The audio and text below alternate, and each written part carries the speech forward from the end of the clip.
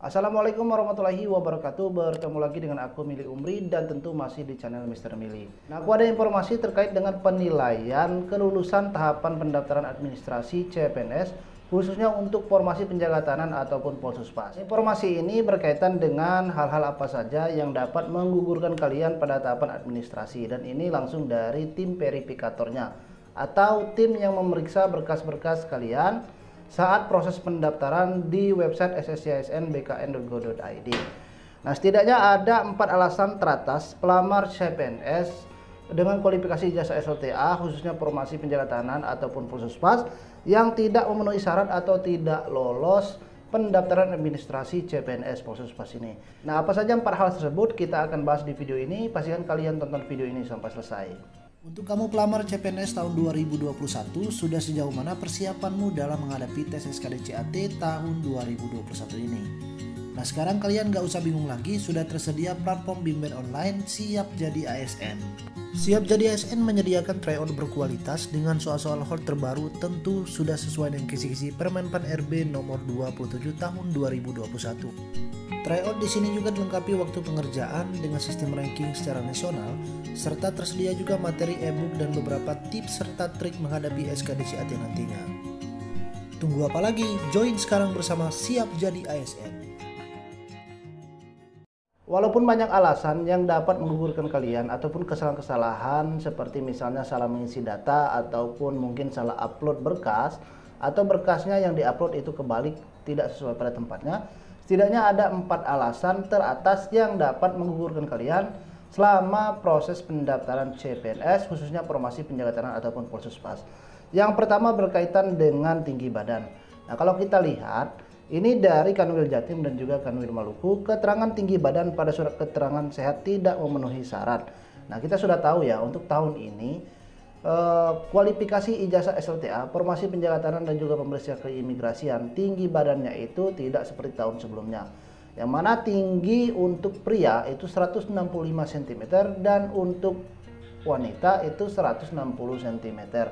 Jadi ada perubahan yang cukup signifikan. Kalau tahun sebelumnya kan itu untuk prianya 160, tahun ini jadi 165.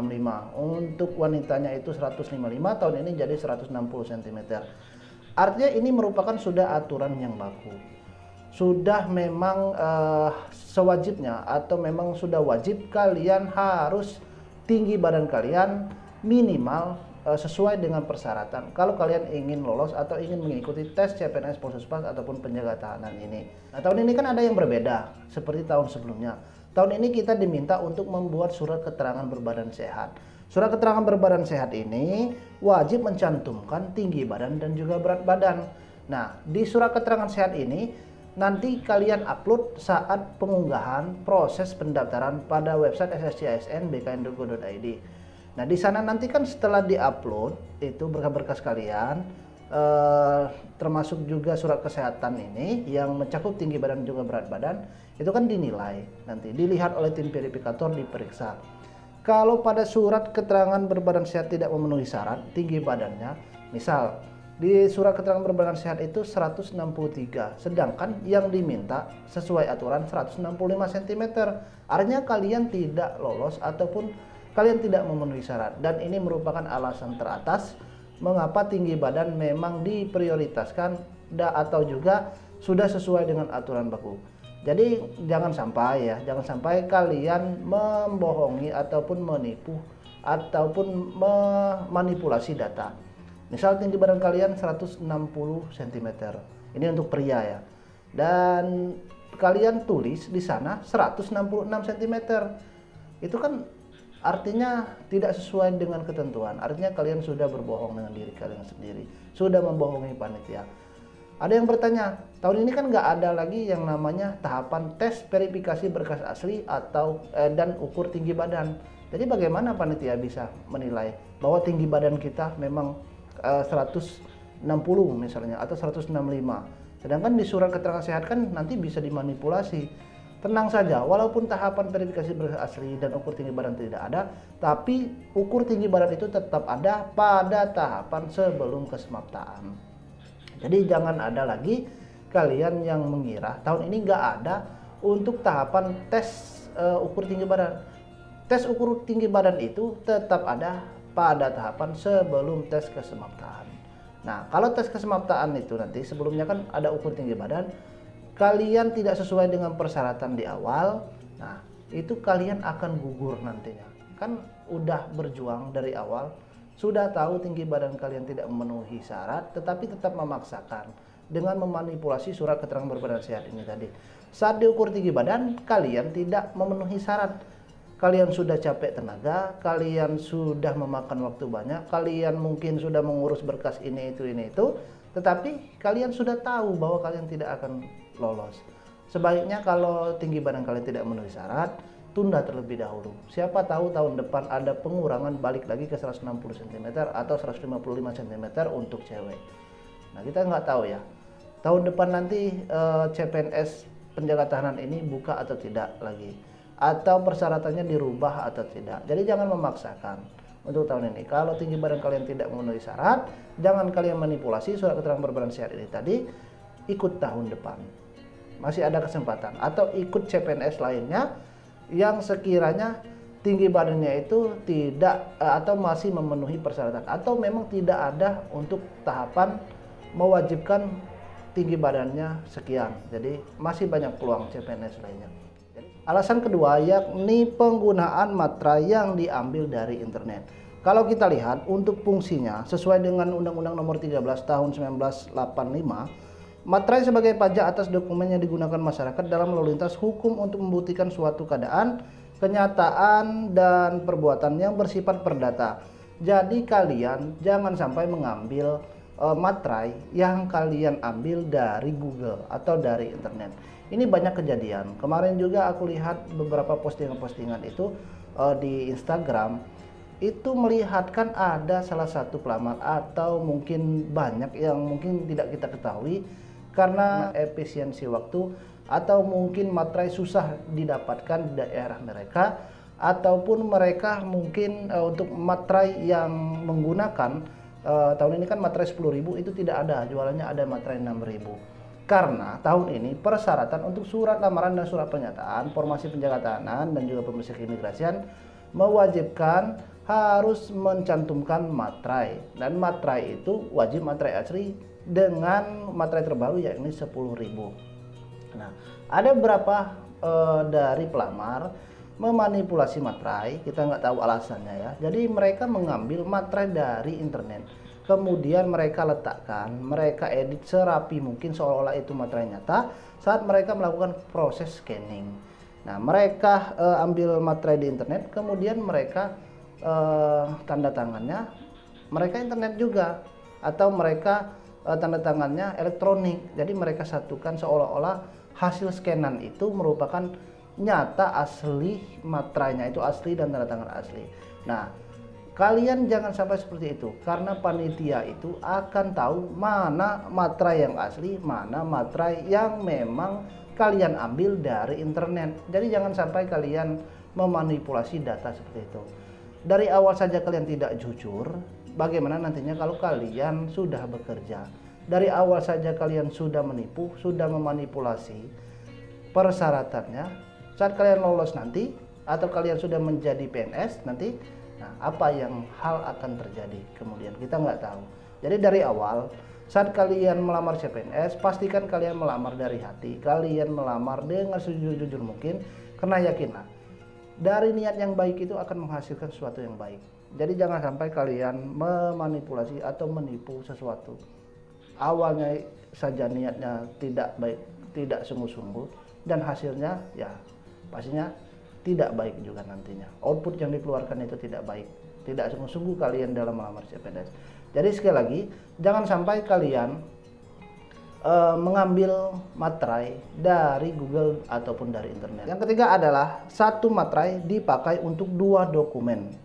Artinya kita ada satu materai, kalian gunakan untuk dua dokumen, surat lamaran dan juga surat pernyataan. Karena mungkin kalian nggak mau repot ya, atau mungkin kalian di rumah ada satu materai, atau mungkin materai kalian itu sudah digunakan teman, tapi kalian pinjam, kalian ingin gunakan kembali. Nah, itu jangan sampai terjadi. Karena setiap seri materai itu berbeda-beda. Jadi nomor di materai itu berbeda-beda setiap satu materai dengan materai lainnya. Itu kan dicek panitia nanti. Kalau seri materai kalian itu sama dengan surat pernyataan dan juga surat lamaran, itu bisa dipastikan kalian gugur. Kenapa kalian harus menggunakan satu materai untuk dua dokumen? Seharusnya satu dokumen itu satu materai. Jangan karena alasan mungkin di rumah ada cuman ada satu materai itu, atau mungkin di daerah kalian mungkin misalnya cuman materai udah habis jadi cuman ada satu, cari di tempat lain. Jadi untuk CPNS itu ya, yang namanya kita mengikuti CPNS itu merupakan kompetisi. Kalau kita ingin mengikuti kompetisi, ikuti dengan secara sehat, ikuti dengan baik, apapun halangan, apapun rintangan, apapun cobaannya, ya itu namanya sudah pasti ada dalam suatu kompetisi kita hadapi. Saya aja dulu seperti itu saat mendaftar CPNS, NIK tidak ditemukan, saya kecapil, menunggu 1 minggu terlebih dahulu. Terus dulu itu diminta untuk berkas ijazah dan sebagainya. Nah itu saya urus dulu karena ada kesalahan nama di ijazah saya urus dulu. Jadi banyak kerintangan, banyak halangan yang ditemui saat kalian mendaftar CPNS, dan itu harus kalian lalui. Jangan kalian akal-akali, jangan kalian menipu, jangan kalian melakukan manipulasi. Nah, namanya kita ikut kompetisi, kita berjuang, pasti harus ada dikorbankan. Mulai dari waktu, mulai dari biaya, mulai dari pikiran, mulai dari tenaga, semuanya kita korbankan. Karena kita ingin mendapatkan hasil seperti yang kita inginkan. Tentunya ingin lulus CPNS tahun 2021 ini. Jadi jangan sampai kalian memanipulasi materai ataupun kalian menggunakan materai itu kembali untuk satu materai untuk dua dokumen. Sebaiknya gunakan materai yang berbeda-beda untuk setiap dokumennya. Alasan yang keempat adalah pelamar KTP di luar domisili tidak melampirkan surat keterangan domisili. Nah, seperti contohnya kalau di sini kalian melamar misalnya di Kanwil Jatim, tetapi KTP kalian itu Provinsi Jawa Barat. Kalian ingin melamar di Kanwil Provinsi Jawa Timur. Nah, kalian harus menggunakan surat keterangan domisili, bisa di kantor kelurahan, bisa juga di kantor desa dalam pembuatan surat domisili ini di lingkup wilayah Kanwil atau di lingkup wilayah Provinsi Jawa Timur, bukan provinsi tempat asal KTP kalian. Kalau kalian KTP Jawa Barat ingin daftar di Provinsi Jawa Timur, kalian harus membuat surat domisili ataupun surat keterangan kalian sudah berada di sana, di Jatim tersebut, mungkin selama beberapa waktu atau berapa bulan atau berapa tahun di kantor kelurahan dan kantor desa di wilayah seputaran Jawa Timur tersebut. Jadi harus kalian lampirkan. Nah, bagaimana melampirkan surat keterangan domisili ini? Kalian gabungkan dengan KTP saat unggah nanti. Formatnya tetap JPG. Jadi ini ada KTP, ini surat domisili, kalian sandingkan, lalu kalian foto. Nah, foto tersebut itu berupa JPG atau JPG, kalian upload. Jadi jangan sampai kalian tidak mengunggah surat domisili. Karena wajib untuk pelamar CPNS, formasi penjaga tanah dan juga pemeriksa keimigrasian, wajib melampirkan surat domisili jika kalian ingin melamar di luar wilayah domisili kalian. Tapi kalau kalian melamar di daerah kalian sendiri, di provinsi kalian sendiri sesuai dengan KTP, nggak usah lagi menggunakan surat keterangan domisili ini. Sekali lagi, surat keterangan domisili ini wajib kalian lampirkan jika kalian ingin melamar di beda provinsi sesuai dengan alamat KTP kalian. Nah, itu saja setidaknya ada 4 alasan teratas yang dapat menggugurkan kalian atau tidak memenuhi syarat selama proses pendaftaran CPNS penjaga tahanan atau pemeriksa keimigrasian tahun 2021 ini. Nah, hal ini sekali lagi aku dapatkan dari akun media sosial kantor wilayah Kementerian Hukum Jatim dan juga Kanwil Maluku, bahwasanya 4 alasan ini merupakan alasan teratas yang nanti dicek oleh tim verifikator atau tim penilai dari berkas dan data kalian saat kalian mendaftar CPNS di laman sscisn.bkn.go.id. Nah, selain alasan ini tadi, pasti nanti ada beberapa alasan-alasan lainnya yang tidak mungkin disebutkan di sini, tetapi itu sudah pasti ada alasan-alasan lainnya kenapa kalian nantinya tidak lolos. Kalau kalian lolos, ya alhamdulillah ya. Tapi kalau kalian tidak lolos, pasti nanti akan diberitahu alasannya apa yang menyebabkan kalian tidak lolos. Bisa seperti contohnya kalian tidak mengunggah data, misal di kolom KTP kalian tidak mengunggah KTP, malah kalian mengunggah ijazah di kolom KTP, di kolom unggahan KTP itu. Nah, itu bisa menggugurkan kalian. Atau juga mungkin kalian salah isi data, atau surat lamaran kalian salah tuju. Misal di surat lamaran itu kan ada kepada Menteri Hukum dan Hak Asasi Manusia RI di Jakarta. Kalian buat di Jakarta itu kalian buat misal di Banten, atau kalian buat di Medan. Nah, itu kan salah. Nah, itu bisa juga menjadi penilaian dari tim verifikator. Jadi ada banyak alasan yang menyebabkan kalian tidak lolos dalam tahapan seleksi administrasi CPNS Formasi Polsuspas atau penjaga tahanan ini. Terima kasih untuk kalian yang sudah menonton video ini. Pastinya kalian tetap berdoa semoga kalian lulus CPNS tahun 2021 ini dan bergabung menjadi insan pengayoman. Yang belum subscribe, silahkan subscribe channel ini. Semua informasi berkaitan dengan CPNS, semua tahapan-tahapan CPNS, khususnya untuk formasi penjaga tahanan, pemeriksa keimigrasian, dan pada umumnya instansi Kementerian Hukum dan Hak Asasi Manusia, kalian bisa lihat ataupun tonton video aku ini.